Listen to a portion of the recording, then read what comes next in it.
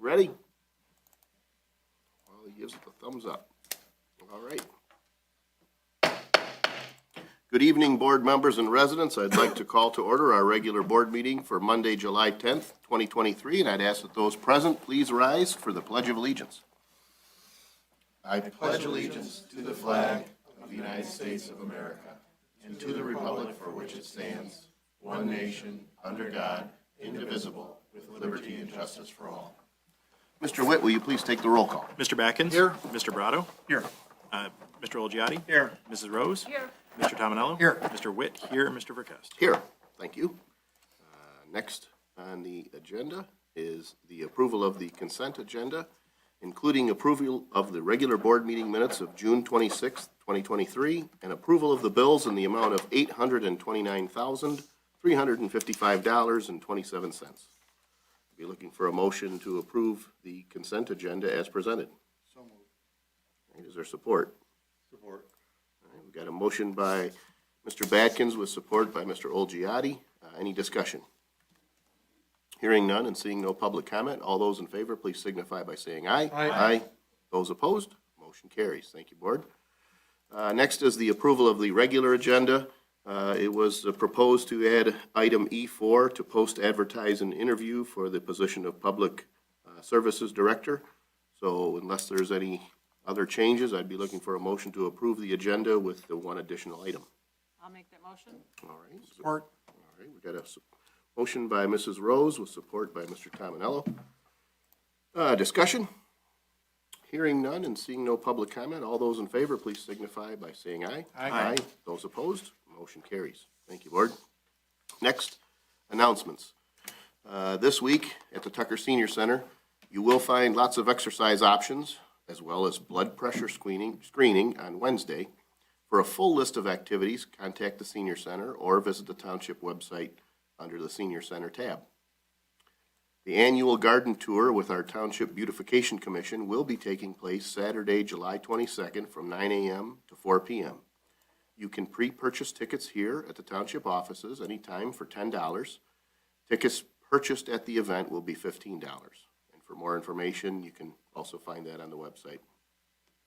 We are working on updating and refreshing the Township website over the next few months. If you might be someone who has photos of our beautiful township that you would be willing to offer as possible backgrounds or additions to our site, please send them to the Deputy Supervisor, Stephanie. Her email, smiddlestedt, MITTELSTEDT, at harrisontownshipmi.gov. And again, you can find that on the website as well. Or, of course, you can call the Township Supervisor's Office, 586-466-1445. And, of course, you can call that same number for any information on these and other township events. You can visit our website, harrisontownshipmi.gov, or follow us on Twitter, Facebook at harrisontwpmi. At this time, I'd like to invite to the podium our County Commissioner, Mrs. Barbara Zinner. Thank you, Mr. Supervisor. I think there are only two things I'd like to bring up.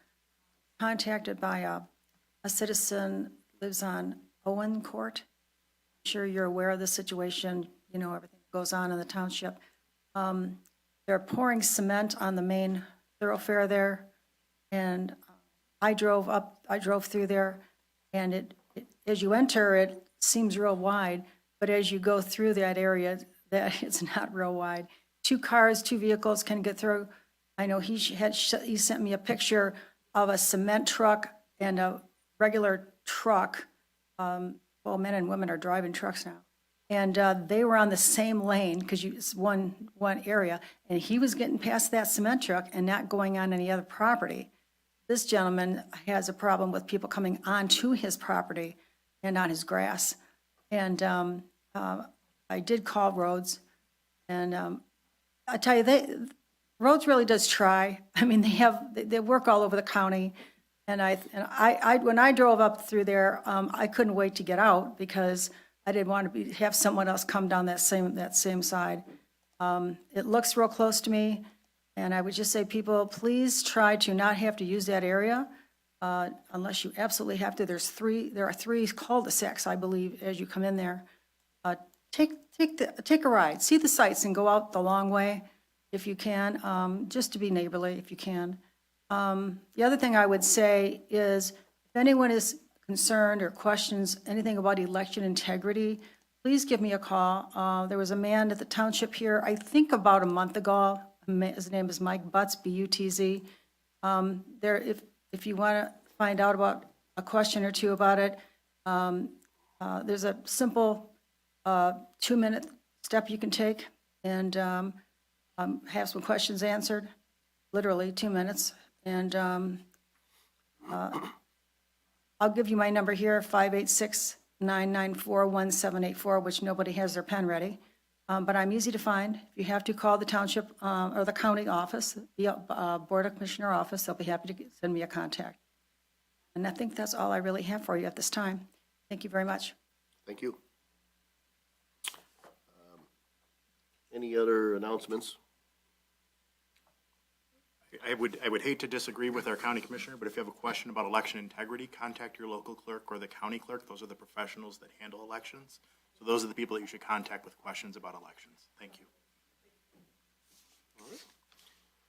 I do have one additional announcement.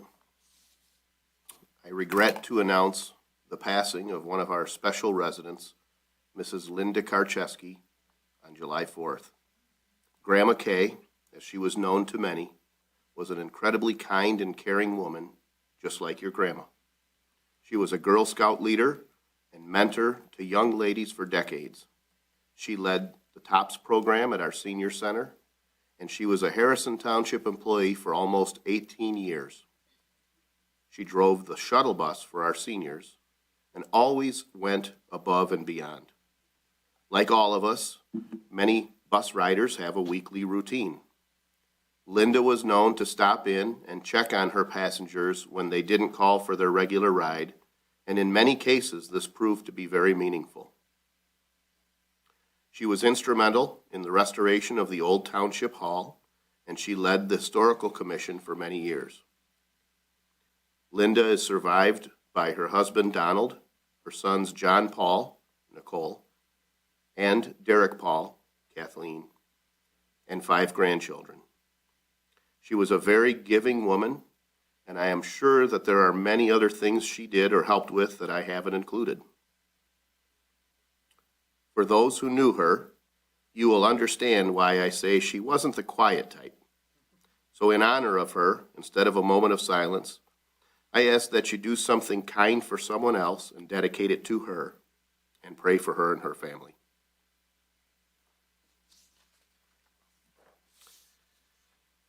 Okay, next on the agenda, from the Finance Department, item D1.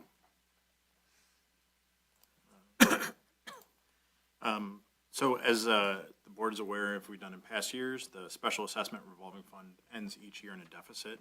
This is a result of the funds being advanced to the special assessment districts. In the past, that will be paid back at a later point. This is something that we haven't run into anymore because we've been bonding for the last couple of assessments, so it really isn't an issue moving forward, but these assessments in the past still exist. The state requires that the board adopt a deficit elimination plan by resolution to show that it is aware of the deficit and has a plan for correction. The attached deficit elimination plan shows the deficit would be eliminated by the collections from these SADs as we move forward. So these are probably conservative, as far as a timeline, because we actually usually speed up the collection of that. Anytime there's a property transfer, those usually get paid off in full. So they usually don't last that entire term, but this is the plan as we project it. So we'd be looking for a motion to adopt the deficit elimination plan by resolution. I'll make that motion. All right, motion by Mr. Badkins. Is there support? Support. Support by Mr. Tominello.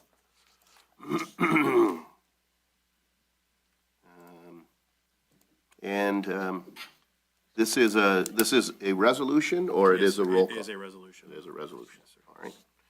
Discussion, board members. We've done this a number of years, and I suppose state's rules are, it's better to be overly cautious and make sure that everyone is aware of this. But of course, in the long run, financing these special assessments ultimately lead to, back in the time when they were instituted, a low interest rate for our residents and a little bit extra interest that we otherwise weren't able to earn at the time. So it is kind of a win-win. there's no discussion, seeing no public comment, Mr. Witt, will you please take the roll call? Mr. Batkins? Yes. Mr. Tominello? Yes. Mr. Brado? Yes. Mr. Olgiati? Yes. Mrs. Rose? Yes. Mr. Witt? Yes. Mr. Verkust? Yes. Thank you, Board.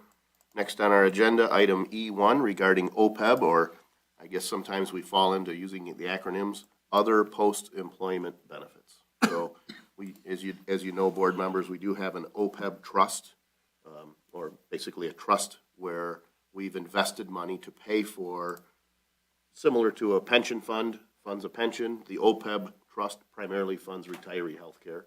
We no longer offer that to new hires, but there are a number of retirees and a few current employees who still are eligible for OPEB. So we for retiree health care, and the OPEB trust sort of assures that that benefit is there for those people who earned it. We recently completed our 2022 audit. During the review, we learned that the OPEB trust is a little more than 20% funded. For reference, the OPEB trust fund was established in order to fund future non-monetary retirement benefits, mainly retiree health care. The corrective action plan that we approved in 2019 included a commitment to reach a funding level of 40% by 2041. The general fund had a surplus of over $464,000 in 2022. The fire fund surplus was just under $30,000. I am recommending that we direct the finance director and treasurer to transfer $200,000 from the general fund and $50,000 from the fire fund to the OPEB trust. Make a motion to direct the finance director and treasurer to transfer $200,000 from the general fund and $50,000 from the fire fund to the OPEB trust. Is there support? Support. Discussion?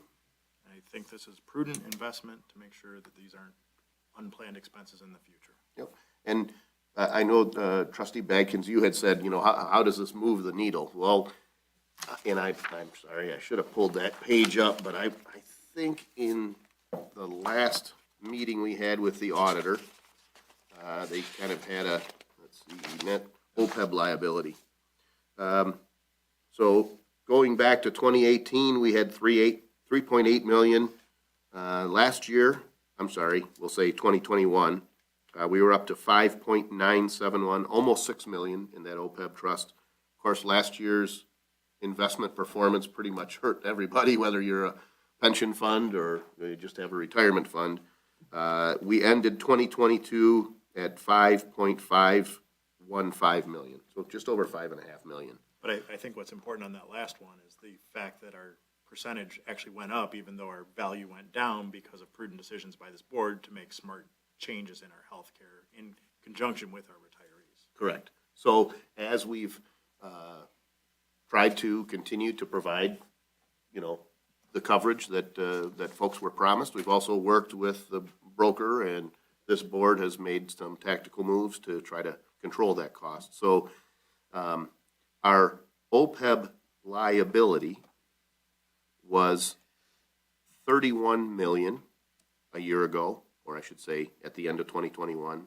That liability dropped to 27.6 million. So, almost $4 million of liability went away when you take the cost of that health care, the cost of those benefits, and multiply them for many years going forward. So we did go from 19 to 20% funded. But the key here, and I think the answer to your question, Mr. Badkins, is I don't know in any particular year did this board or prior boards invest $1 million in OPEB. But we have made, minor incremental investments, and, hard to predict what the market will do, but if we started January at 5.5, I would guess we're probably already, looking at over 6 million at the end of this year. So does 250,000 really move that needle? No, but 250,000 in those years when we've had a surplus have accumulated to millions of dollars. And I think also there have been some changes that we've made in healthcare, I should say in the benefits. Kind of a lengthy history to understand where Medicare reimbursement came from, but there was a time when employees would just not go on Medicare. Township worked with them to say, hey, look, go, take the free insurance, we'll give you a supplement, it saves us a ton of money. Well, many years ago, government started to say, well, we're going to take a little money out of your Medicare check, so the retirees said, hey, we're losing money. So there was a time when we used to reimburse. as difficult as it was, we reached a point where we said, well, for any new retirees, we can no longer do that. But the the commitment we made at that time was to say, if we're not adding new people to Medicare reimbursement, that's a savings for the township. But in exchange, we need to take those savings and put that into this trust so that we're showing that we're committed to try to give this benefit the best that we can. And so that's kind of as far as I'm concerned, if we're throwing $10 in, it's no good. But any amount we put in is really moving us closer to that funded ratio. And obviously, this is a plan that has a sunset. There's no one new going into this program. So this will eventually go away. It might not be in our lifetimes, but we're moving in that direction. So 2021, you said approximately 31 million, 2022, 27.5. Mm-hmm. So what brings it down? Yeah. So the liability is, there's a notion of saying, okay, you're going to promise to give something. If, for example, if I said, think of the lottery, if we think of the lottery, if I say to you, well, the Mega Millions right now is $500 million. Well, it's over 20 years. Well, I want it all right now. Oh, well, that's only $250 million. But if I have $250 million today, I can pay you 20 years, a fixed amount each year, and you get $500 million, right? So you oftentimes see these people say, well, I'm going to take the lump sum.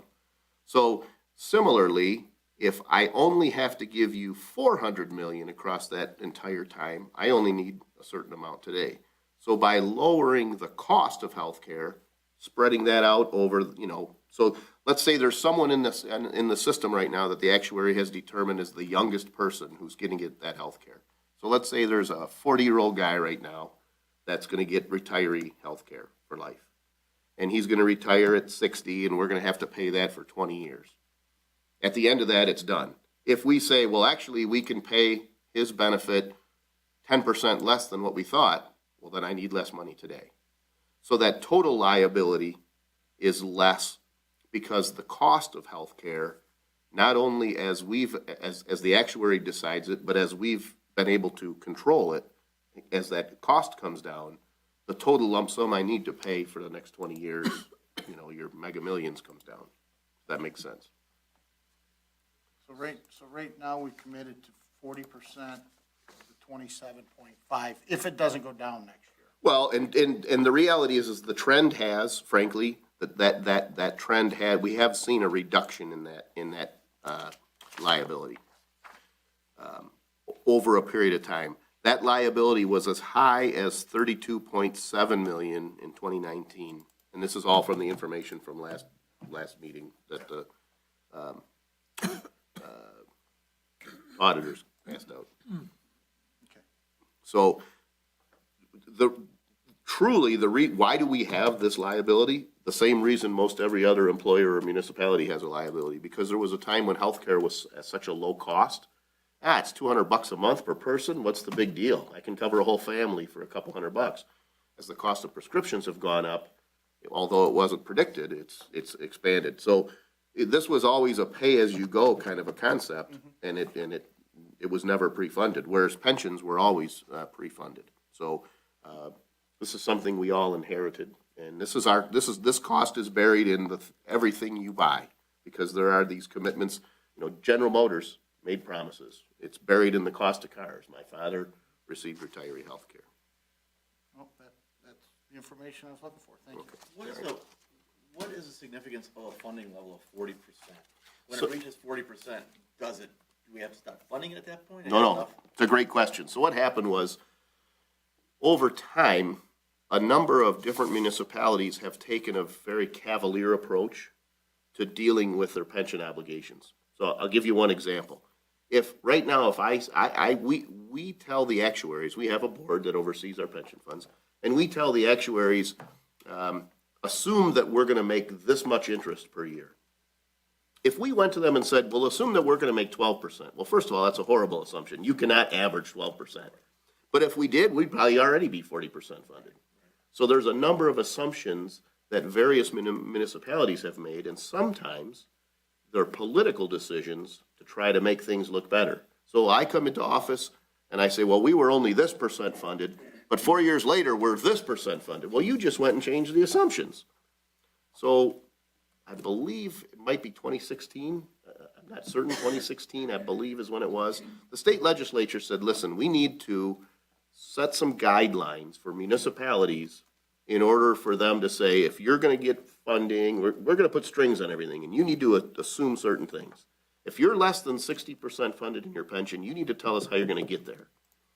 They recognize that OPEB, because it hasn't been funded historically in advance with a trust fund, most municipalities are underfunded in their OPEB.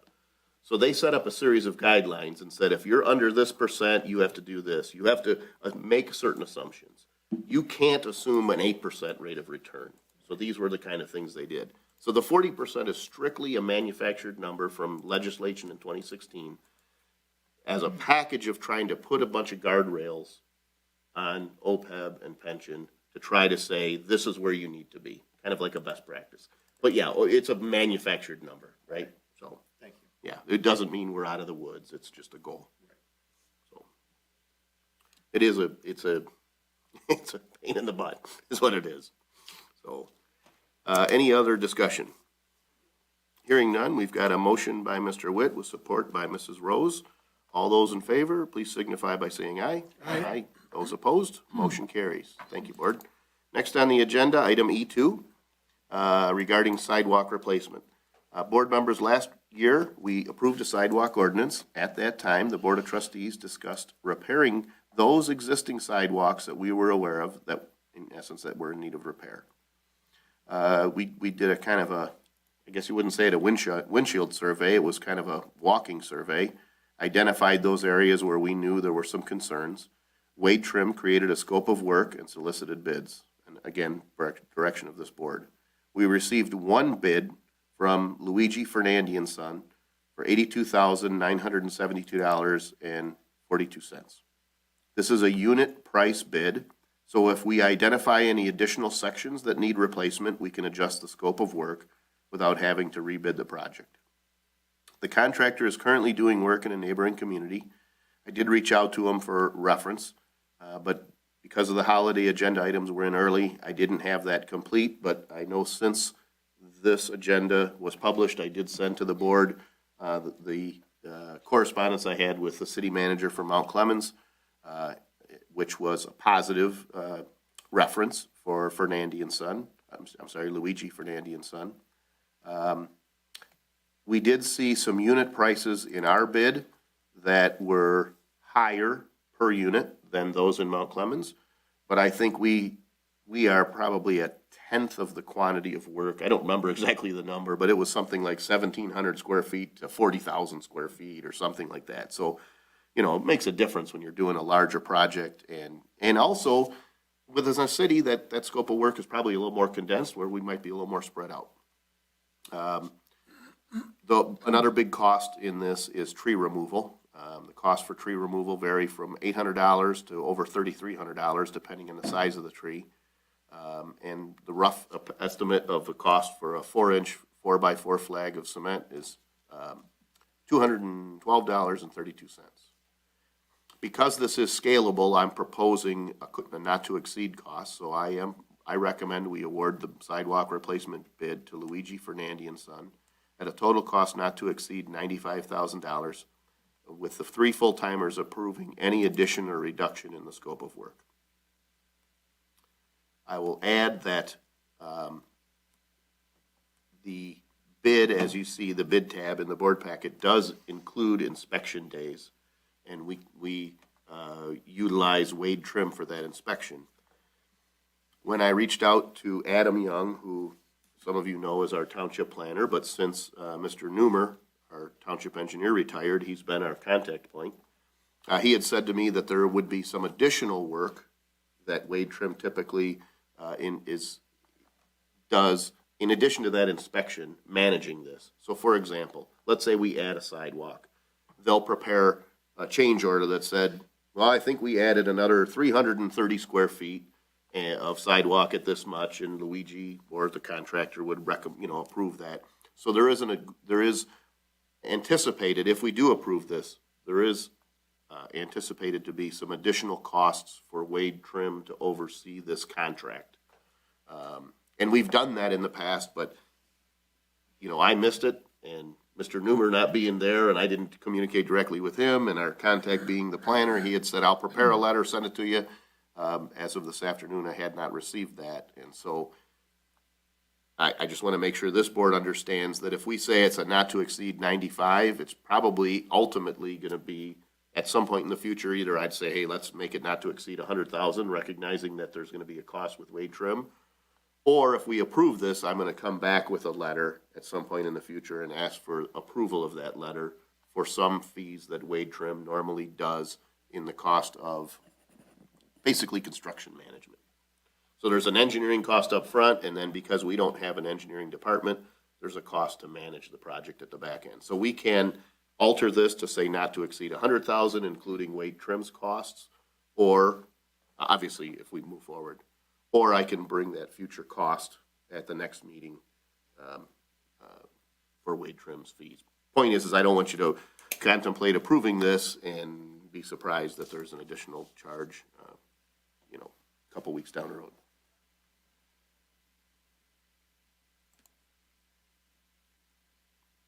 I don't know if there's any questions. I have two questions. Yeah. On the tree removal, is that something that's done by Luigi Ferdinandi and Son, or is that a separate contractor that does It would be a subcontractor, so, it? And I'm assuming that most of the time, the trees that will be removed will be from roots that are probably destroying the integrity of the sidewalk itself? so short answer, yes. Longer answer, the majority of the tree removal has been identified on Orchid Street, because there are just some really big mature trees. If anybody's walked there, it's what's destroyed the sidewalk, and there's really no reason to replace the sidewalk without solving that underlying problem. It's a big variable because one person is gonna jump for joy. These trees are pretty much between the curb and the sidewalk, so Mr. Smith is gonna be happy because this tree is a pending problem in the neighborhood, but Mrs. Jones is gonna be upset because she loves that tree and the shade it provides, so this is one of those variables And that. that was my biggest question, was the fact, is that something that's discussed with the homeowners before it's done? Yeah, You're just gonna go over there and start chopping stuff down, and had mad people knocking on your door at the township office? You got it. So all of the above. I mean, there is an effort made on a project like this to communicate with every resident. But there's gonna be somebody who never answered the door. I mean, we've gone door to door before, and I can see a guy in there watching TV, and we're knocking on the door to say, hey, we're gonna close your road next week to replace a culvert. They won't come to the door. That guy will be pounding on the door while you're chopping down my tree. There's some things you can't prevent. But truly, with the changes in state law, each of these sidewalks that are in a state of some disrepair or unlevel sufficiently are a liability to us. So at some point if sidewalks go in as a part of a development, there's a point you get to where you say, how are we gonna fix it? Long-term, we're saying this is gonna be a resident's responsibility. But this board said, well, short-term, what about the people who've come forward already? How do we handle them? This cost is ultimately the result of that discussion. And I know on the nature path, they scored a lot of those roots on the trees, so that they didn't have to take them down. Is that something that can be done with these trees? So this is kind of one of those case-by-case basis. There may be a place where someone might say, well, I'm okay if you swerve that. But the vast majority of these are big, mature maple trees. And again, you walk Orchid, you come to it, I mean, you're seeing a knot, you're saying there is no way this is going away. There's root coming through the crack in the sidewalk. Right, you can see, basically. right, are there one or two of those? Yeah. Are there some other judgments where somebody pulls out the sidewalk and there's a ton of root and they'll say, we didn't count on this tree and we gotta take this one out? There's a lot of that variability. And I believe that's where some of the increase in the cost is, because,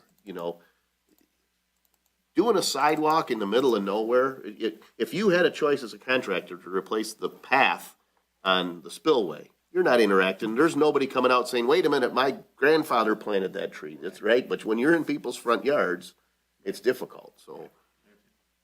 Thanks for Yep. Mr. Supervisor, where did you say the inspections to date, was that part of this? So if you see the last line item, I think it's listing, number eight. Yeah. Yep, and there's $1 per day and an estimate of a number of days. 13 days, $850 for the inspection, field inspection. So that's weed trim? That's wade trim. Yep. And that's just included in the cost of the bid. Adam hasn't sent the letter over, but we have a quote basically from them. Well, what I'm saying is in addition to those inspector days, so there's literally someone out there working with the contractor, making sure, is the concrete 4 inches thick? Did they form it properly? But in addition to that, that person comes back and says, hey, you know, we think there's an area where we need to do another 3 flags here. That would be that person reaching out to us or reaching out to someone at Wade Trim. That person saying to us, hey, you know, in the next day or so, I'd like to take you guys out to this neighborhood and walk that and see where the problem is. I talk to Larry and Adam, or we all 3 go out there and say, yeah, needs to be done. Well, now there's a need for that person or for someone to write up a change order to keep track of all this, and that isn't the field inspector. So there is some oversight to manage this. They're gonna look at the bid, they're gonna look at when the contractor comes back and says, well, here's my change order, they're gonna say, well, wait a minute, this is wrong, or I agree with this, or I disagree with that. They're a set of eyes on top of it. So if I had to guess, shooting from the hip, I don't know, $4 or $5 grand in some other anticipated costs to oversee this, to play that higher level role on top of the inspector. So, and again, you know, when you add up these fees, there's a part of you as a board member to say, gosh, I feel like we're paying here, we're paying there. Well, in a municipality, you know, some of our peers, they've got an employee that, you know, and you've got that fully loaded cost. So how much are you gonna pay for the wage of an engineer and wages and benefits, you know? And you divide that up, and sometimes $5 grand here and there is a lot cheaper than, you know, right, than a $200,000 totally loaded, Yeah, and these employee. inspector days always exist, but if it's a water and sewer project, usually we end up paying ourselves for inspector days. Right. And we'll have water and sewer staff do it, but to your point, because we don't have engineers, we employ them. And I know there's something odd about how they're structured in a contract, where if they get it done quick, there's an incentive for the contractor to not use the full load of inspector days versus what they expect.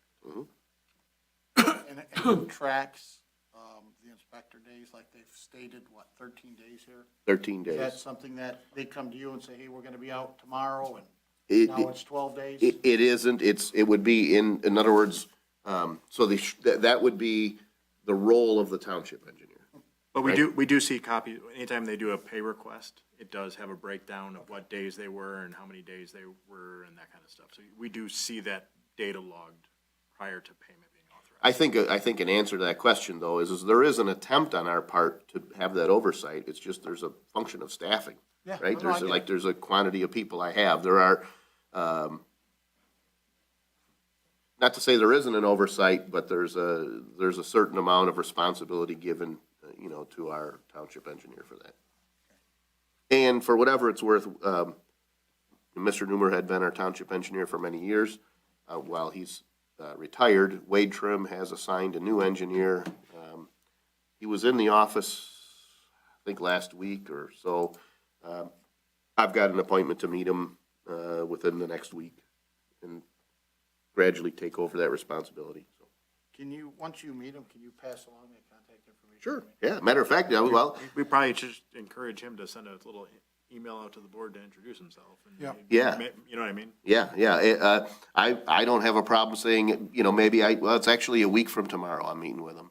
But yeah, maybe come to a board meeting or introduce yourself, or, I mean, this is like a staff member, right? I mean, we were familiar with Mr. Newmer, so this would be kind of the new contact, Okay. so. Any other discussion, or is there a motion? I'll make a motion to award the sidewalk replacement bid to Luigi Ferdinandi and Son at a total cost not to exceed $95,000, with the 3 full-time officials approving any additional or reduction in the scope of work. Okay. Get a motion by Mr. Tominello. Is there support? Support. Oh, good. Ryan, Go ahead. you're good.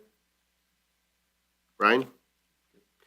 Okay, and then, just to be clear, it's understood that there will be a proposal. Obviously, we can't go forward with this without some cost for Wade Trim to do that construction management function. I'm comfortable bringing it in the future, but as I said, we could either include it in this, but I'm comfortable saying whatever it is, we'll bring it and talk about it at that time. That's probably the better way to handle it. Yeah, I think so. And it's gonna be a rubber stamp, but at least we bring it in and we have Correct, it absolutely. accounted for. Yep, and it's in the minutes, so I agree with that. I just wanted, again, to make sure it's clear. We had a fair amount of discussion. Is there further discussion? Hearing none and seeing no public comment, all those in favor, please signify by saying aye. Aye. Those opposed, motion carries. Thank you, Board. Next on the agenda, item E3, to adopt an ordinance to amend chapters 2, 72, 94, and 62 of the Harrison Township Code of Ordinances to establish a municipal civil infraction bureau, revise requirements for changeable copy signs, revise appeal procedures for the denial of sign permits, amend definition and offense of disorderly persons, and to provide for a civil responsibility violation within the township, providing for repealer, severability, penalties, and effective date. Make a motion to adopt the ordinance as is introduced. Okay, is there support? Support. Okay, is that Mr. Badkins? Yes. Okay, and board members, as discussed, I believe, 2 weeks ago, this is a number of changes, revisions, refinements. We did move forward to publish. It's been published, so this action is that second action. Introduced, I'm sorry. And it was introduced, it was published, and this is the second step in the process for adoption. So we did discuss this previously, so, but is there any further discussion? Hearing none and seeing no public comment, does that require a roll call? Yes, sir. Mr. Witt? Mr. Witt, yes. Mr. Backens? Yes. Mr. Brado? Yes. Mr. Olgiati? Yes. Mrs. Rose? Yes. Mr. Tominelli? Yes. Mr. Verkast? Yes. Thank you, Board. All right, the last item from the supervisor's office, the item we added to the agenda, item E4, regarding the Public Services Director. Board members, you should have received an email this morning from Mr. David Axtell. Although I believe he was eligible for retirement a couple of years ago, plus or minus, he did stay until reaching 25 years of service. And so I think he indicated a retirement date in August, but with some paid time off that he's accumulated, I recall, I believe his last working day would be August 9th of this year. It is an important position, and like Mr. Axtell and a lot of folks that preceded Mr. Axtell, it has been a practice to promote from within. But at this point, in order for us to move forward in the process to evaluate any potential candidates, we'd be looking for a motion to post, advertise, and interview for the position of Public Services Director, with a recommendation to come back before the Board of Trustees. This is similar to other hires we've done. Typically, the 3 full-time officials have been involved as long as I can recall, but probably as long as I've been supervisor, in an interviewing process. And we hope to be able to bring back a recommendation as soon as possible to get someone in position, to have some overlap, and potentially take that new position. I'll make that motion. All right? Is there support? Support. Okay. Got a motion by Mr. Tominello with support by Mr. Brado. I don't believe we have to accept a retirement. I mean, it's a function of, right? So I think, I know we're adding this, yeah, so, all right, good. Any discussion on the motion, post, advertise, and interview for the position of Public Services Director? Does the position have a list of requirements? It does. Yeah, this is a union position, so the requirements for the position are listed in the union contract. The pay scale is listed, so there isn't, unlike maybe, say, fire chief or finance director, this isn't really something we negotiate. It could be an internal or an external candidate. The contract for, this is the GELC unit, Government Employees Labor Council. Because it is a management position, there's a little more flexibility the board has in filling these positions, but yeah, everything is spelled out. There's not a lot of, I don't want to say wiggle room, but it's not like either you qualify or you don't. Yeah, because I believe that like Mr. Axtell has like certification in water distribution S1. and stuff, and that's all part of that package that'll go out? Okay. Yep, yeah, so it's included. You, Okay. the position spells out what certifications you have to have, right? Absolutely, so, Okay. all right, Yep. good. Just a two-part question. How long does the posting last for? And if for some reason you don't find a candidate before Mr. Axel retires, do you name an interim superintendent right now? Is that what it has? This is really kind of a phrase we use, post-advertised interview. It's kind of like one of those things you just, the AFSCME contract has specific language saying, like, if there's an internal position available. And if you think about, say, okay, well, I'm a clerical employee in this department, but I have an opportunity to move up to a higher clerical ranking in another department, there's language that defines that. The GELC contract doesn't really define that, but I can't really solicit applications until this board kind of gives us that ability. Having said that, this isn't a complete surprise to us. And, you know, I think it's fair to say we have some potential internal candidates. So I don't anticipate encountering that, but yeah, we could come back in 2 weeks and say, we've got no one and we need to come up with a plan B. So, But in the past, we have had a gap in that position being filled, and our contract just allows us to use the licensure of our other employees to cover that gap. And so we have at least two other employees that are licensed at the S1 level, so there won't be a gap in coverage from a legal standpoint. right. So, you know, you could have someone go out on a short-term disability, be off work for a month, have a surgery, something like that. So we do have I feel like we're in a good position to cover that should we have a gap. And as Adam said, yeah, definitely have it coverage because there's a requirement that more than one position must hold an S1 license in order to have the job. So that gives us that duplication, yeah. So, Thank you. all right. So if it is an internal candidate, would that mean that we would be backfilling? It could. Probably, and is that something that can happen on the heels of that, or is that something that has to happen? So it would be fair to say that if, currently, there are 3 employees who are in this bargaining unit in the water and sewer department. If we were to, at any given time, there is a kind of an overlap of responsibilities, right? So if number 3 kind of covers number 2 kind of covers number 1, that sort of thing. Gotcha. So if there is an internal candidate that we propose and this board approves, it's going to have a chain reaction, right? But I would say and this is one of those things that's kind of an evolution, like you come to understand. There are some positions that you can just fill. You hire a building inspector. A building inspector is a building inspector. It isn't as if inspecting a building in Harrison Township is really any different than inspecting a building project in Clinton Township.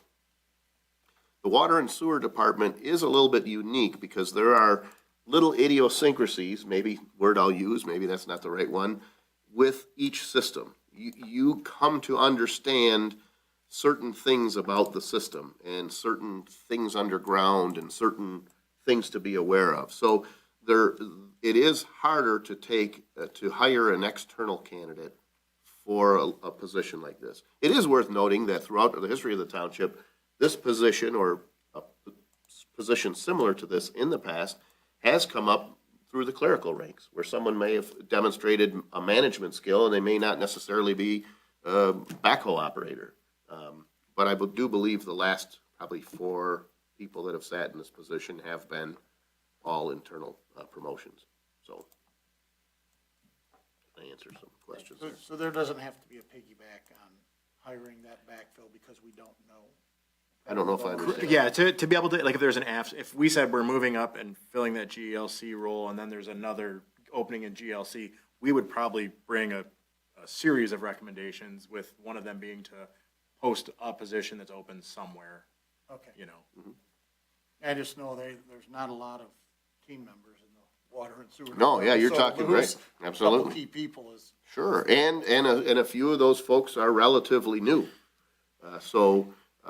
Obviously, we're not reaching into the pool of a, 20-year-old guy we just hired who's kind of an entry-level guy for something like this. So, Okay, thank you. but But again, just for whatever it's worth, this isn't a surprise. It's been talked about. Ultimately, the decision for someone to choose to retire is really theirs. And so you can't say, well, this is when it's going to happen, but this isn't a complete surprise either, so. Any other discussion? Hearing none, we've got a motion by Mr. Tabanella with support by Mr. Brado. All those in favor, please signify by saying aye. Aye. Those opposed, motion carries. Thank you, Board. Next on the agenda is item F, public comments. So we'll open the floor for public comment. It could be about any subject you wish. We ask that you try to limit them to 5 minutes in length.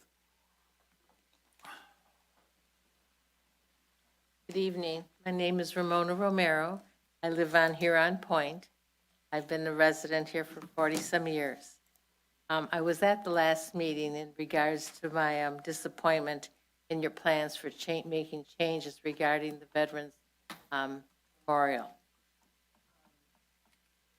In the past week, I have requested emails, by email or phone calls, to all the trustees, hoping they would return my call. I would like to have a discussion with them. I didn't receive a call from anybody.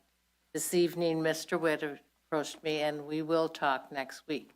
I want you to understand how I feel about what I think would be nice for the family regarding his memorial, but I do not think it belongs with the rest of the veterans.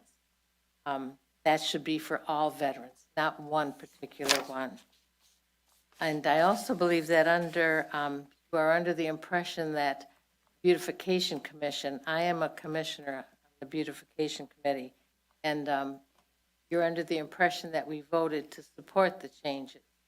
And on July 25th, at that meeting, when it was brought up, every member decided to donate from the funds $1,500 to make the plaque for him. But when we found out that the location was going to be at the Memorial Garden, another vote was taken.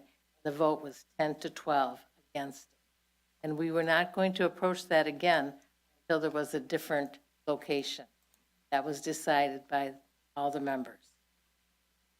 And because I was unable to speak with anybody last week about what had happened at the previous meeting, unfortunately, I went to the website to see if I could get more information as to how people feel about the changes that are made.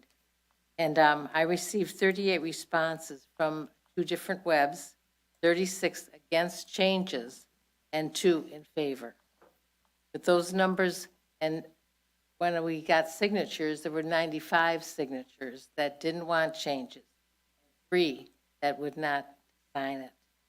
With those kind of numbers, it's obvious that the residents of Harrison Township really do not want changes to that garden. They want it to stay for every veteran, not one particular one. It was not my intention to hurt Mrs. Odell by going online, and unfortunately, she did see it, and I intend to apologize to her and let her know that I have nothing but respect for her husband and her family. And my intention would be that she would have a very nice memorial for her husband, maybe closer to where she lives, kind of like, I don't know if you're familiar with the Osmond site that we have on South River in Jefferson. That is made specifically to one young man who died in service of our country. And his mother lived on Lake Shore. So every day as she went in and out, she was able to see that memorial. And she even took part in caring for it until she moved. So I would like to see something like that for Mrs. Odell, something that was close to their home, that she could see as she was coming in and out. When her family came, they would be able to see it. And I think she would enjoy that, maybe even taking part in caring for it. I would like to thank you for your time. I will get in touch with Mr. Witt to set up an appointment, but I pretty much said what I had to say. Thank you for your time. Thank you.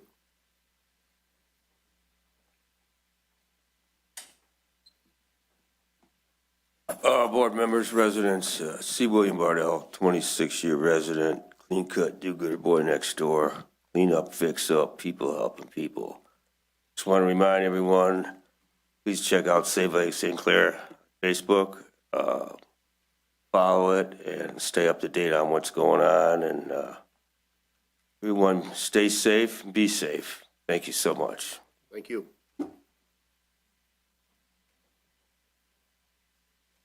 When I was speaking before, I had my mind set on the area of thought that I had at that time. I didn't think about the clerk being. And the clerk was very kind in what he had to say to me or to say in public. In regard to the gentleman that was here a month ago, he was speaking about a level of government that is not at this level.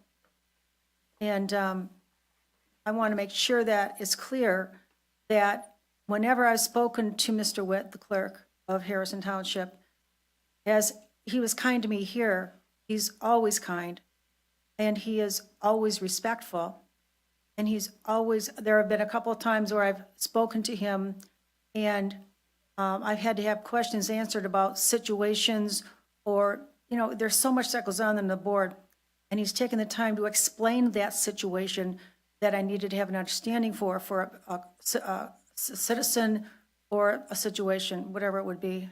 Only a couple times, but you would expect that from him.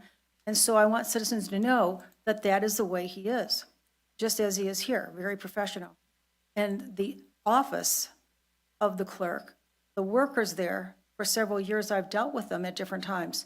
Everyone is so professional, so courteous, and so helpful that it makes dealing with them, especially through stressful times, pleasurable, actually pleasurable, because they anticipate your needs, they understand what you're going through, and they're just helpful.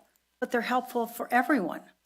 If I go in to pay a bill, or if I'm going in to do something, look at a magazine or pick something up to look at as I'm going through, you hear the other citizens there. They're, especially at the clerk's area. They're that way to everyone, just so people know. Thank you again, Mr. Thank you. Is there any further public comment? Hearing none, we'll close the floor for public comment. Move back to board comment. First, in response to the resident, I was not approached or contracted, so if somebody reached out to me, it didn't get to me. So if you tried to reach out to me and have a meeting with me in the last 2 weeks, I didn't get it. Understood. I just wanted to clarify. I certainly didn't ignore you, and I have met with you in the past. I agree with you. I don't want to rename the monument. I don't want to do that. We are proposing a change, an improvement. Changes have been made to that monument over the last several decades. The original monument that's there doesn't even have a date on it, but based on its formation out of field stone and concrete, it's probably older than me. In 1992, an improvement was made and additional names were added. So there's an original 20 names that were added to honor veterans out there, and you can see it if you check it out. It was done by, I believe, a VFW hall. Later, in 1992, I believe it was October 11th, 1992, an addition to the monument was dedicated, a change. There was a change made to that monument. And there was an addition made, and it seems to be pretty well received because since 1992, we've added hundreds of names of veterans. There isn't a date on the fountain, but another change was made to that monument, and a fountain was added.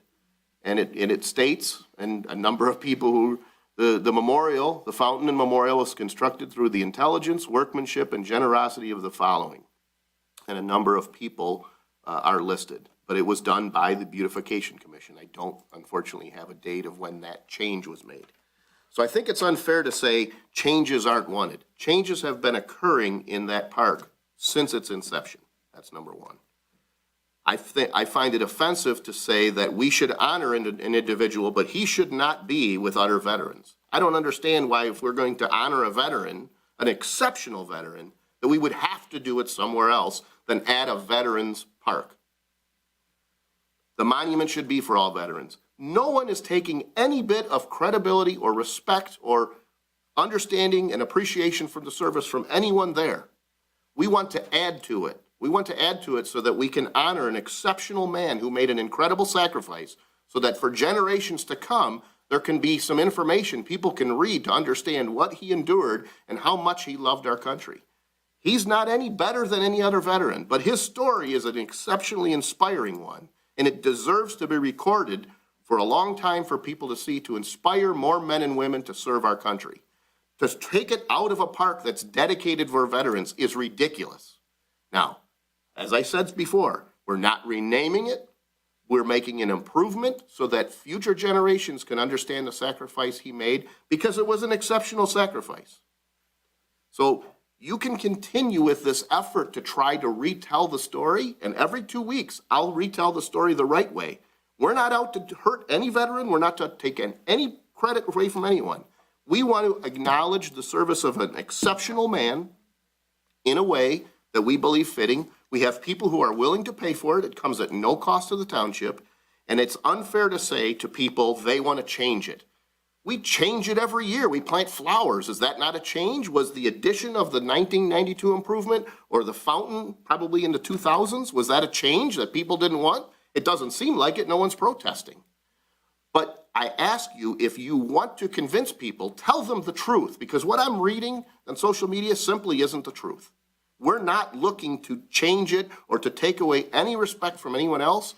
We want to make an addition, the same thing that's been done since before I was born, to recognize the service of an exceptional individual. Is there any other board comment?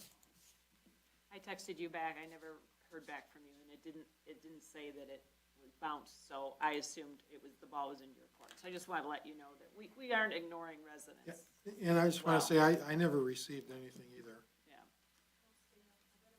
Yeah. Text to my personal cell phone? Okay. Okay, because if you don't send a text to my personal cell phone, I don't get it. You sent it to the office phone, I don't get it. Well, then that's a landline, so I will not get a text there. So I just want to make sure that's clear, and people understand that that's clear, because I respond to everything that comes to me. Any other board comment? Hearing none, I'd be looking for a motion to adjourn. So moved. Is there support? Support by Mr. Olgiati. All those in favor say aye. Aye. Those opposed? Motion carries. Meeting adjourned. Thank you, board members. Thanks.